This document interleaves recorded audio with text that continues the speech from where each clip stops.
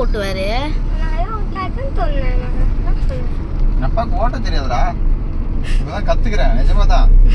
அப்பா ஸ்பீட்ல நல்லா மீடியமா வச்சு போய் நல்லா ஓட்டுவீங்கப்பா. சரி நீங்க சொல்லாதீங்க.